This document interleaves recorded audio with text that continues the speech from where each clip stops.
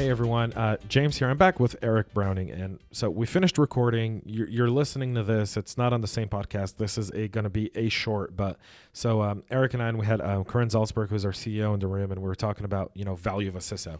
And you said something so brilliant that I'm like, stop, record. How did you create the value of a role so that a CISO isn't looked at as red tape or a expense, but rather an investment in the company? Share with us what you just said, because it was brilliant. Yes. So what I've learned is that you want to show value, and how you show that value is you present that in terms of what does the company get by you being there.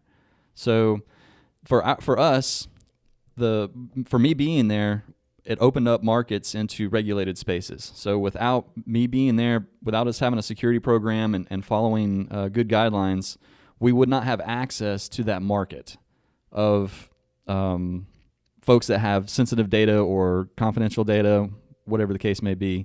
So there's that aspect, and then there's also, what do you get to keep? So I already have this. Do I get to keep it by having a security person there? So with us, we're a SaaS model, so reoccurring revenue.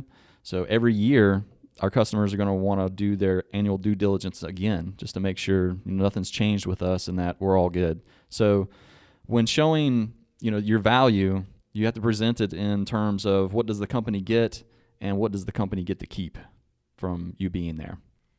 So you brought up a really cool point here. You said, companies that are regulated. So we're talking about some of the, critical infrastructure, healthcare, financial services. Those are really heavily regulated markets. Yes. With a ton of data, and every, development for them has protocols.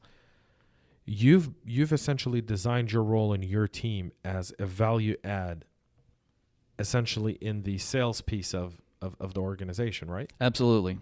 Yep. So the sales team sees tremendous benefit in what we're doing on the security side. They are on the front lines of, seeing that value.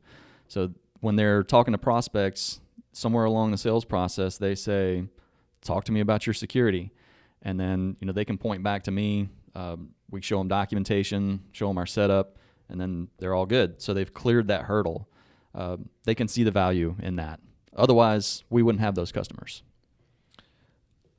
I wanted to have this on tape because I kind of want to point to our small, medium business owners who are debating the security role. QA Symphony is not a large company. How many employees are in the firm? When I started, there were 50 so employees. Were about 5 million at the time. Now we're closer to 150. So yeah, where do you decide that you need that security role? It really depends on what you're doing as a business. If you are in manufacturing, you might want to take a look at those processes. Maybe that's an outside consultant that comes in and can review things for you. Maybe you are delivering security on a continual basis to customers.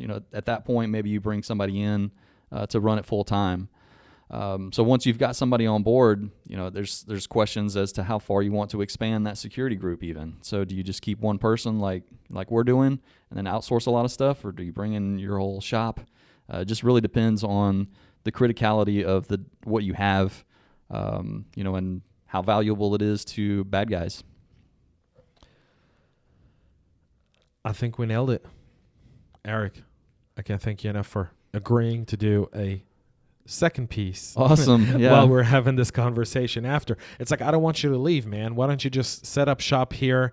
We'll just let the boss know, hey, he lives in Cummings. We're in Alpharetta. We'll just make this an easier commute for him. So I'm okay with that. Eric, again, thanks for being here. This was a CyberHub Engage short. Thanks for listening, and we'll be right back. The CyberHub Engage podcast is brought to you by CyberHub Summit. CyberHub Summit is hosting its second annual cybersecurity conference in Atlanta, Georgia on October 10th at the City Winery, featuring live cyber war games. Find out more at cyberhubsummit.com.